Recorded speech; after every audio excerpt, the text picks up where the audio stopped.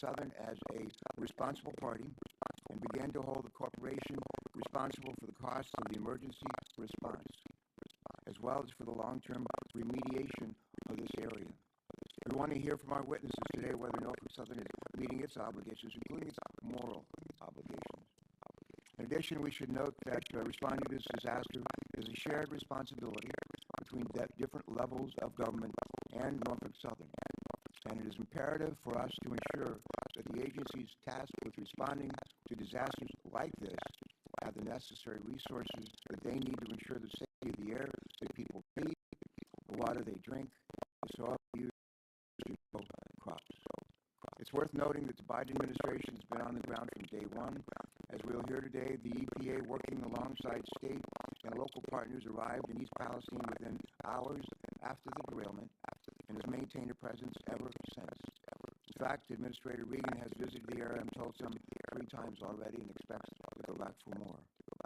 In the wake of the chemical releases, these government entities have worked tirelessly to install air and groundwater monitoring systems, as well as sample the water in the air for toxics and oversee the removal of contaminated soil. Norfolk Southern appears to have cooperated with these orders and has agreed to pay for the environmental resulting from the derailment. However, the ultimate cost may exceed the immediate cleanup need. Moreover, in the current lack of transparency on the part of Norfolk Southern in the early days of the response has left some members of the community battling with mistrust and looking for answers. We're told the company's failure to communicate directly included information given to some first responders with the impression that only one car would be vented and turned rather than 5. And this miscommunication left first responders scrambling to ensure the public safety requirements of a much, much larger plume. We've also heard from some residents who were told it was safe to return to their homes, but are still experiencing ongoing health problems. Other concerns remain, such as loss of property values and the long-term impacts on our most vulnerable citizens, including children and the elderly. As I said earlier, today is the opportunity to learn from this experience, address misinformation, and gain a better understanding of the long-term plan to protect public health and address the environmental impacts of this disaster. Just as we witnessed an earlier environmental disaster in Ohio 54 years ago that I've alluded to, a new generation of Americans is now waiting to see how their government responds today and in the days to come. This incident may well prove to be a defining moment in their lives as it was in my own. Let's do what's right, not only for the people at East Palestine, but for everyone who believes that those who transport potentially dangerous chemicals must take the necessary steps to protect our people and our one and only planet. Over the rest of the opening statements here to my ranking member and my partner in so many ways, Senator Capito. Senator Capito. Thank you. Thank you, Mr. Chairman. Thank all of you for being here today. And I'm really pleased that we have the hearing and we have our fellow senators here with us as well. As you said, we're going to discuss the ongoing environmental response to a large-scale chemical spill resulting from a Norfolk Southern train derailment in East Palestine, Ohio, which is 14 miles north of the Virginia border. Before we go any further, I would like to take this opportunity to thank the emergency responders who were on the scene and less than an hour after the incident was reported and are continuing to work diligently on our cleanup efforts. Thank you all so much. These kinds of accidents are some of the toughest days for them because these men and women, these are their neighbors. In some cases, they're relatives, and certainly their hometown friends. It's on all of us here. This catastrophe upended the lives of thousands of our constituents and states represented today.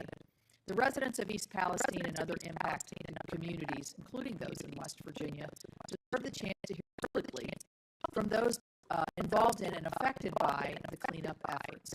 They need to know what progress has been made, the challenges that lay ahead, and what lessons can be learned to improve future responses. From responders across all levels of government, as well as the private sector, have worked around the clock on monitoring and mitigation to keep the public and environment safe. I appreciate EPA and other relevant organizations for providing regular updates to Congress on the status of the response. However, I want to convey to all of you that the public deserved a better level of transparency and much, much sooner. A month after the accident, it's clear to me that EPA's risk communication strategy fell short. In the immediate aftermath of the incident, impacted communities were clamoring for answers. While we're well aware that monitoring efforts and response planning need to be sound, we need to understand why it took so long for the EPA to get accurate data to the public. This is especially true when organizations like the Ohio EPA and the Ohio River Valley Sanitation Commission, better known as ORSENCO, represented on our panel today, managed to provide data and safe information to the public. That even includes they were distributing EPA data faster than the agency itself was willing to, not only with the public, but also during briefings and conversations with the affected congressional offices. In the absence of adequate transparency to the public, social media, that just opens up a gap for social media, armchair citizen scientists, and political pundits on both sides to fuel false narratives that have further undermined that public confidence in the response to the derailment. With each week passing, the confusion seemed to grow. Even after weeks of repeated air, soil, and water monitoring have shown levels of the implicated contaminants of magnitude well below the ATSDR and EPA levels of concern in the air and water, the initial delays in messaging and response has meant that the residents still do not trust these results to feel safe. And trust is essential in this situation. That is made, I think, by a lot of the misinformation that we've seen. You can't address fear and mistrust by pointing residents to an EPA website filled with fact sheets and press releases. Risk communications needs to be done in a clear, but compassionate, relatable manner right down there where it's happening. So why did it take weeks for the EPA administrator to drink the water repeatedly told residents was safe? Why did it take almost a month to establish a response center door-to-door to East Palestine family concerns? As a step, I believe that we need to keep moving forward here. This committee must get to the bottom of whether EPA has some of the authorities for some of the action on the removal and whether they are serving the best interests of our constituents. So how will EPA approving every shovelful of dirt that is moved benefit safety or expedite the process? These are the questions I'm going to have. How and why is EPA prohibiting contaminated soil and water from leaving the state of Ohio for into qualified destruction facilities? How's that going to improve outcomes? I'm concerned that at least one of the Ohio facilities EPA is now activating for this purpose has a history of Clean Air Act violations and may not be able to sufficiently destroy contaminated soil in a way that assures communities to be further impacted by emissions resulting from incomplete incineration. So, the EPA has been slow to respond to some of our office's inquiries on the use of PFAS firefighting foams in combating the fire, nor explaining how residues from those foams may be responsible for some of the purported pollution that has made the rounds. The EPA could have also made abundantly clear that Norfolk Southern would be completely liable, that no expense would be spared in the cleanup efforts. That's required by the law. Instead, it took weeks for the average American not well versed in the nuances of CERCLA, which is the act that covers this, to receive assurance. Mr. Shaw from Norfolk Southern will be on our panel, and I look forward to hearing from you on what Norfolk Southern is doing to make things right. But as you know, and as you stated in your statement, your company will pay for the harm that it has caused and is paying. It will pay for the initial cleanup and likely pay again when the lawsuits from the myriad harms caused begin to come in, though how much will be a matter for the courts. Culpability in this incident and the liabilities that will result are clearly defined in the statutes known as CERCLA, and the liabilities for Norfolk Southern under CERCLA are among the broadest and strictest in any federal law. Before Congress considers any changes to existing laws, we must better understand what has gone wrong with this response so far and what can be done better in the future, but also went right. So, to the residents of Palestine and surrounding communities, your Congress hears you. Every American deserves to feel safe in their home and confident that the water they drink and the air that they breathe is safe.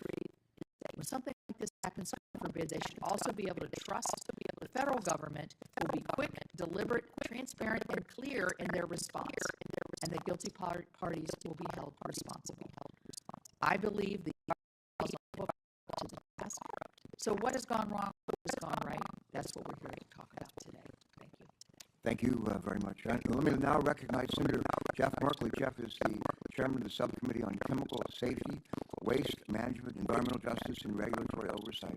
We'll recognize him for his statement. Jeff, thank you very much, Chairman Carper and Ranking Member Capito, for today's hearing. As chair of the Chemical Safety Subcommittee, it's absolutely critical we examine the impacts to public health and well-being of the people of East Palestine following this disastrous derailment of a Norfolk Southern freight train that was carrying tons of toxic and hazardous materials, and certainly the impact coming from the plumes of smoke that burned for over 2 days. This tragedy demands accountability because future derailments will happen unless we learn the lesson of this incident. Undoubtedly be more derailments with devastating impacts on additional communities. For years, my office has been hearing from Oregonians who are terrified about the risks of trains rolling down the tracks in the middle of their towns full of toxic chemicals. They remember when a Union Pacific train derailed in Mosier, Oregon in June 2016, spilling some 42,000 gallons of crude oil in front of a school, a massive fire, damage to the water and sewer systems, and the debris made their way into the Columbia River. And they remember the billowing tower of toxic black smoke that could be seen for miles and miles up and down the area blanketed in toxic ash.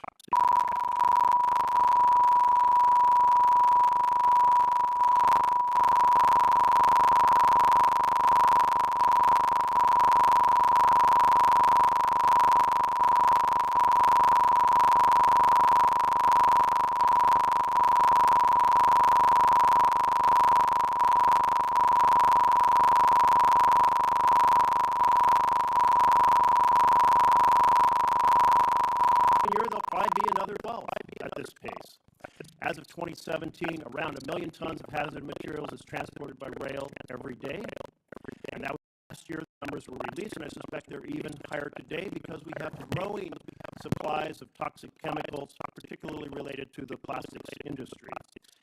We know the danger of these chemicals. We know that when they're going to the rails, there's the possibility of a disaster, but there's so much that can be done to limit the odds of disasters happening, and that's our responsibility. We need to recognize that when a derailment occurs and toxic chemicals like vinyl chloride are leaked, people are aware that these chemicals cause lymphoma and leukemia and cancers. And so they're absolutely, legitimately, extremely concerned, and many residents of East Palestine are complaining about all sorts of health issues. Let's have this hearing today be an opportunity for us to examine not just the response, but how to prevent these derailments in the future, the type of investments that are required so that future communities are not terrorized by these derailments at a pace of once per month. Thank you very much, Mr. Chairman, Ranking Member Capito, for the opportunity to share those comments. Senator Merkley, thank you so much. Now I'm going to recognize Senator Mullen, the subcommittee ranking member, for his statement. Senator Mullen, you may begin. Thank you, Mr. Chairman. I want to start off by thanking everyone, including our 5 panelists, and Senator Brown, Senator Vance, and Senator Casey, for attending this hearing. The people of East Palestine have shown perseverance and bravery during the time that's understandably they're very anxious and upset about. In the aftermath of the derailment, the decision was made to burn hazardous chemicals leaking from rail cars out of fear of explosion. Since then, residents have reported headaches, coughing, fatigue, irritation, pain, burning sensations,